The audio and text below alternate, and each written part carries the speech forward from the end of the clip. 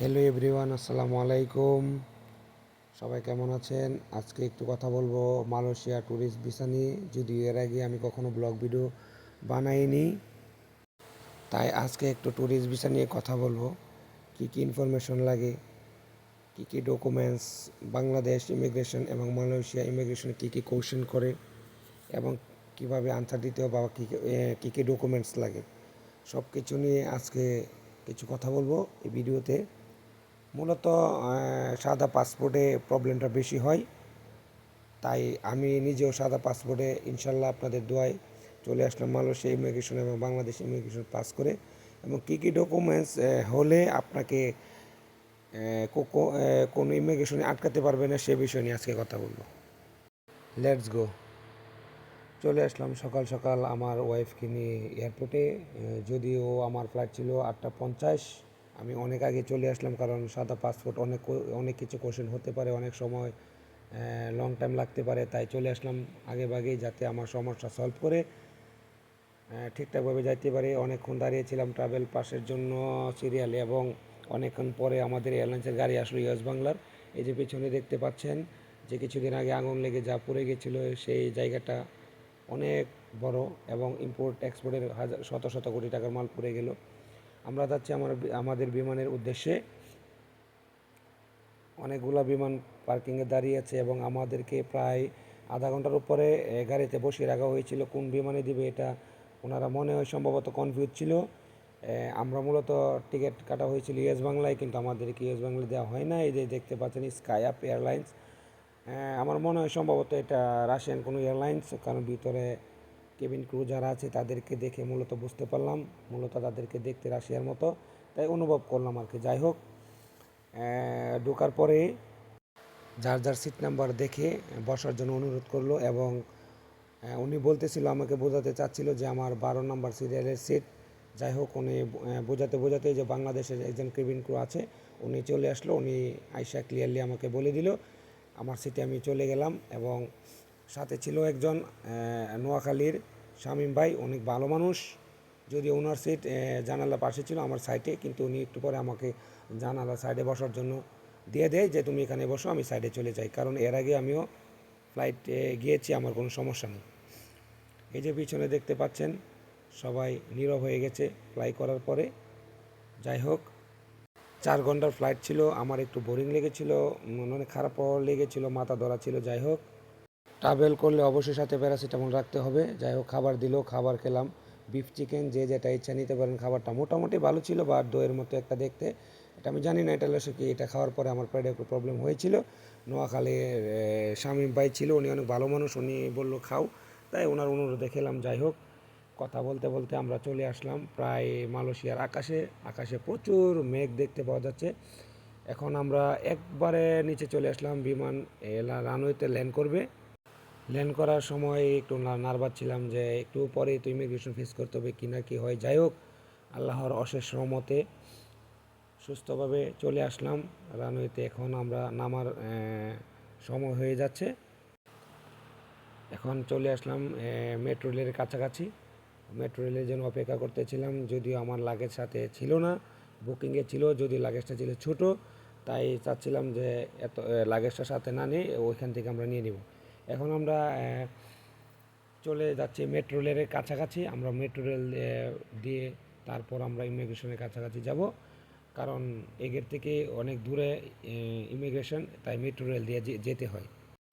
স্টেশনের কাছাকাছি চলে আসলাম। এই যে স্টেশন, মেট্রো স্টেশন, এটা দিয়ে আমরা ইমিগ্রেশনের কাছাকাছি যাব। এই ট্রেন থেকে নামলে বেশি দূর নাই, তাই আমরা ট্রেনের জন্য অপেক্ষা করতেছিলাম আর ভিডিও করতেছিলাম। অনেক ভালো লাগতেছে, এয়ারপোর্ট অনেক সুন্দর, তাই ভিডিও করলাম। এই যে চলে আসলাম ইমিগ্রেশনের কাছাকাছি। যাই হোক, আমরা ইমিগ্রেশনটা ক্রস করলাম। ক্রস করার পরে আবার এই পাশে এসে আমরা আস্তে আস্তে ভিডিও করলাম, এবং লাগেজের জন্য বসে লাগেজ হাতে নিয়ে আমি গেটের বাইরে চলে আসি। আমার মামা বলছিল যে তুমি অপেক্ষা করো, আমি গাড়ি নিয়ে আসতে যাই। আমার মামার জন্য বসিয়েছিলাম, তাই বাইরে এসে একটু ভিডিও টিডিও করলাম। কিছু প্রবাসী লোক ছিল, তাদের সাথে দেখা করলাম। এই যে চলে আসলো আমার মামা এবং আমার নানা ভাই। এখানে সবচেয়ে একটা ভালো লাগলো কোনো টুলে কোনো লোক নেই, সবাই স্ক্যানারের মাধ্যমে টুল পরিশোধ করে বা অটোমেটিক গ্লাসের সামনে ধরলে টুল শেষ হয়ে যায়। যে আমার ওয়াইফ আমাকে ফোন দিয়ে খবর নিল, মামার নাম্বারে ফোন দিল, কারণ আমার এখানে সিম কিনি নাই, আমার ওয়াইফাই নাই, যদিও মামার মোবাইলে সব কিছু ছিল। উনি অনেক দিন যাবৎ এখানে আছে, আলহামদুলিল্লাহ খুবই ভালো মানুষ আমার মামা। এবং আমার নানা ভাই একসাথে চলে আসলো আমাকে রিসিভ করার জন্য। আমি অনেকক্ষণ অপেক্ষা করার পরে আমি ওনাদের দেখা পাই, আমার কাছে খুবই ভালো লাগলো। দেশটা অনেক সুন্দর, রাস্তাঘাট একবারে স্পেশাল। যাই হোক, এখন চলে আসি মূলত ইমিগ্রেশনে। মূলত বাংলাদেশ ইমিগ্রেশনে আপনার কাছে ডকুমেন্ট চাইতে পারে, আপনার ব্যাংক স্টেটমেন্ট, ভ্যালিড পাসপোর্ট, এবং যদি অন্য কোনো দেশে আপনার ভ্রমণ না থাকে তাহলে প্রবলেমটা বেশি হয়। আপনাকে 2 ঘন্টা 1 ঘন্টা 2 ঘন্টা হবে না, যদিও আমি 1 ঘন্টা 20 মিনিটের মতো আমাকে বসায় রাখা হয়েছিল। এবং আমি সবার আগে ঢুকি 5টায়। অনেক মেয়ে এবং স্বামী প্রবাসে থাকে, ওনারা অনেক ছিল, যদিও ফ্রেশ পাসপোর্টে অনেক ছিল। মানে 20 থেকে 25 জন লোক একসাথে জড়ো করে একসাথে বসিয়ে রেখে ইমিগ্রেশন অফিসার যিনি আছে সবার উপরে মনে হয়, উনি বাইরে ছিল, উনি আসছে প্রায় 6টা 20-25 হবে। আমি প্রায় 5টার দিকে চলে গিয়েছিলাম ইমিগ্রেশনে, আমি প্রায় 1 ঘন্টার উপরে বসেছি। আমার কথা হলো ফ্রেশ পাসপোর্ট অনেক কোশ্চেন হতে পারে, অনেক সমস্যা হতে পারে, সেটা আমি আগেই জানতাম। তারপর আমি চলে গেলাম, চাচ্ছিল আমার বিজনেস পারপাস এবং কী কী ডকুমেন্টস, আমি বিজনেস করি কি না এটা প্রুফ করতে হবে, আমার ব্যাংক স্টেটমেন্ট কত, সব কিছু মূলত প্রুফ করলাম। কিন্তু ব্যাংক স্টেটমেন্ট আপনার পেপারে হলে হবে না, প্রিন্ট হলে হবে না, আপনাকে অ্যাপসের মাধ্যমে অনলাইনে দেখাতে হবে। কারণ অনেকে ব্যাংক স্টেটমেন্ট করে টাকা সাথে সাথে তুলে নিলে এটা তার টাকা আর থাকে না, কারণ ওই দেশে উনি আর টাকা কোনো কাজ করতে পারে না, যেহেতু ওনার অ্যাকাউন্টে টাকা নাই, তাই ওইটা ওনারা ধরে না। যদিও আমার সাথে আরও একটি মাল্টি কারেন্সি কার্ড ছিল যেটা বাইরের দেশে কাজ করে, আমি সেটাও নিয়ে আসছিলাম। এখন হচ্ছে মূলত এখন হলো মালয়েশিয়া ইমিগ্রেশন, সম্পূর্ণ ইমিগ্রেশন কথা বলবো। এখন হচ্ছে আপনি ইমিগ্রেশনের সামনে গেলেন এবং ওইখানে গিয়ে আপনি 5 থেকে 10 সেকেন্ডের মধ্যে আপনি ব্যক্তিগত, এটা আমার ব্যক্তিগত পরামর্শ বা ব্যক্তিগত অভিমত, যদি আপনি এটা নিলে নিতেও পারেন, না নিলেও নাই, যাই হোক, আপনি দেখবেন কতগুলো কাউন্টার আছে। কাউন্টারগুলো দেখার পরে আপনি দেখবেন 40-45-এর ঊর্ধ্বে কোনো বয়সের লোক আছে কিনা তাদেরকে ইগনোর করার চেষ্টা করবেন। যারা ইয়াং জেনারেশনের লোক বা ইয়াং বয়সের, তাদের সাথে ইমিগ্রেশনে কথা বলার চেষ্টা করবেন। এবং যদি আপনি মেয়ে হন তাহলে যারা ছেলে আছে তাদের সাথে কথা বলার চেষ্টা করবেন, এবং যারা ছেলে তারা মেয়ে অফিসার যারা আছে তাদের সাথে কথা বলবেন। এটা সম্পূর্ণ আমার ব্যক্তিগত মতামত, এটা আপনি ইচ্ছে করলে করতে পারেন, সেটা আমার ভালো মনে হয়েছে তাই এটা বললাম। এখন কথা হচ্ছে আমি ইমিগ্রেশনে অফিসার আপনার সামনে গিয়ে দাঁড়াবেন, দাঁড়ানোর পরে প্রথম প্রশ্নটা কী হতে পারে। আরেকটা কথা বলে রাখি ফাঁক দিয়ে, কারণ আপনার পোশাক আশাকের দিকটা একটু ফলো রাখতে হবে, স্মার্টলি থাকতে হবে। একটা কথা আছে না, যদি আগে দর্শনদারি তারপর গুণবিচারী, তাই আপনার পোশাক আশাকটা স্মার্টলি থাকতে হবে এবং স্মাইলিং ফেস থাকতে হবে, মনের মধ্যে সাহস রাখতে হবে, কোনোভাবে মন দুর্বল করা যাবে না। হ্যাঁ, কনভারসেশনটা এভাবে হতে পারে যে আপনাকে ইমিগ্রেশন অফিসার বলতে পারে can you give your documents, বা বলতে পারে can you give your passport. হ্যাঁ, পাসপোর্টটা হাতে নেওয়ার পর ফার্স্ট কোশ্চেনটা এমন হতে পারে হোয়াট ইজ ইউর নেম, তোমার নাম কি। সেটা আমরা সবাই জানি, যার যার নামের নাম যেটা সেটা বলে দিবেন। তারপর বলবে হোয়ার আর ইউ কামিং ফ্রম, তুমি কোন দেশ থেকে এসেছো। যেহেতু আমি বাংলাদেশ থেকে গিয়েছিলাম, আমি অবশ্যই বলবো I am coming from Bangladesh. যদি ইন্ডিয়া থেকে যেয়ে থাকেন ইন্ডিয়া বলবেন, যদি নেপাল থেকে গিয়ে থাকেন তাহলে নেপাল বলবেন। 3 নম্বর প্রশ্নটা এমন হতে পারে what is the purpose of your visit, এটা হলো বলবে কেন আপনি মালয়েশিয়াতে এসেছেন। তখন আপনি বলতে পারেন I am here for tourist, আমি ভ্রমণের জন্য এসেছি। তারপর প্রশ্নটা এমন হতে পারে how long will you stay in Malaysia, আপনি কতদিন মালয়েশিয়ায় থাকবেন। তাহলে আপনি যতদিন থাকার প্ল্যানিং আছে বা যতদিন হোটেল বুকিং করেছেন বা এয়ার টিকিট রিটার্ন করে কেটেছেন কতদিন হিসাব করে সেটা বলবেন। যেমন I will stay for 5 days বা 4 days, 3 days আর 1 week বা 2 weeks, যতদিন থাকবেন সেটা আপনার প্ল্যানিং অনুযায়ী। তারপর বলতে পারে হোয়ার উইল ইউ স্টে, আপনি কোথায় থাকবেন। যদি আপনি হোটেল বুকিং করে থাকেন অবশ্যই হোটেল বুকিং করতে হবে যদি ট্যুরিস্ট হন, আর যদি কোনো কাজিনের অ্যাড্রেস দেখান বা এর আগেও আপনি এসে থাকেন সেটাও শো করতে পারেন, তাহলে ওনার অ্যাড্রেস বলতে হবে। যদিও ফার্স্ট টাইম আসলে বা সেকেন্ড টাইম আসলে হোটেল বুকিং বেটার, সেই জন্য আপনি বলতে পারেন I will stay at hotel, name বলবেন, যে কোনো নাম থাকতে পারে, এবং আই হ্যাভ এ রিজার্ভ, মানে আমার বুকিং কনফার্ম, সেটা আপনার উল্লেখ করতে হবে। তাইলে আপনার এই প্রশ্নগুলো স্কিপ হয়ে যাবে, তাহলে সেটা আপনার জন্য অনেক বেটার।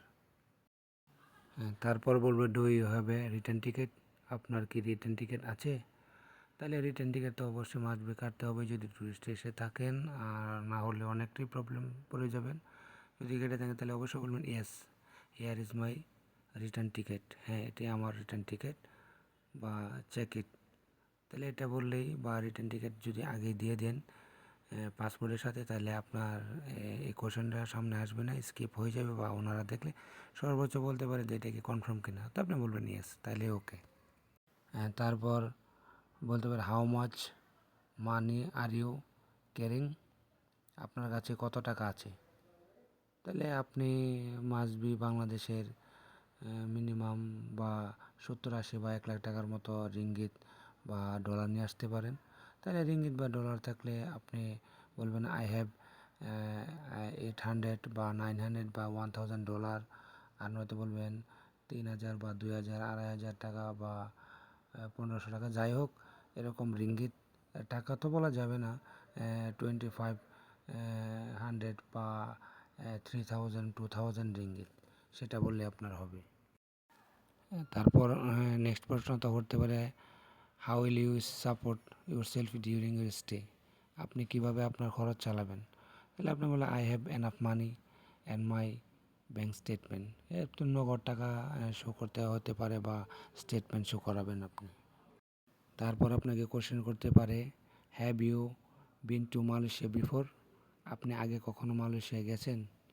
যদি না এসে থাকেন বলবেন নো, আর যদি এসে থাকেন বলবে ইয়েস, আর না আসলে অবশ্যই বলতে পারবেন নো, এটাই আমার প্রথমবার বা ফার্স্ট টাইম, এরকমভাবে আপনার উত্তর দিতে হবে। এবং সেকেন্ড প্রশ্নটা এরকমও হতে পারে are you travelling along or with someone, আপনি একা ভ্রমণ করছেন না কারো সাথে। তাহলে আপনি একা হলে বলবেন আই এম ট্রাভেলিং অ্যালোন, বা যদি ফ্যামিলির সাথে হয়ে থাকেন উইথ মাই ফ্যামিলি বা উইথ মাই গ্রুপ বা গ্রুপের সাথে যদি ট্রাভেল করেন থাকেন সেটা বলতে পারেন। আসলে এগুলো হলে বেসিক, এবং এটি মাথায় নিয়েই সবার কাজ করতে হবে যদি ট্রাভেল করতে চান। যদি আমি প্রফেশনাল কোনো ব্লগার নই, এটা আমার বাস্তব এবং প্র্যাকটিক্যালি যে ইমিগ্রেশনগুলা কোশ্চেনগুলো করে এবং কী কী হতে পারে সেটা আমার নিজের চোখে দেখা বাস্তব অভিজ্ঞতা থেকে আমি কথাগুলো বললাম। যদি ভালো লেগে থাকে সেটা নিতে পারেন, আর যদি মনে করেন না সেটা ভালো লাগেনি তাহলে নাও নিতে পারেন, কারণ আমি কোনো প্রফেশনাল ব্লগার নই। আমার কাছে ভালো লাগলো সেই জন্য আমি বললাম, কারণ অনেকে আসে শখ করে ঘোরার জন্য কিন্তু এয়ারপোর্ট থেকে ফেরত যায়, বা তাদেরকে একটা মানে আধুনিক জেলখানায় রাখে বা একটা রুমের মধ্যে রাখে, অনেক কোশ্চেন করে, হয়তো 3-4 দিন একে ব্যাক করে দেয়। তাদের ভাগ্য যেরকম হয়, তাই আমার কাছে ভালো লাগলো তাই বললাম। সবাই আমার জন্য দোয়া করবেন, এবং আলহামদুলিল্লাহ আমি ভালোভাবে পৌঁছাতে পেরেছি, এবং আসার পরে আমার ছোটো ভাই বোনদেরকে নিয়ে রাতে ঘোরাঘুরি করলাম, অনেক ভালো লাগলো। সবাই আমাদের জন্য দোয়া করবেন। আসসালামু আলাইকুম ওয়া রাহমাতুল্লাহি ওয়া বারাকাতুহু।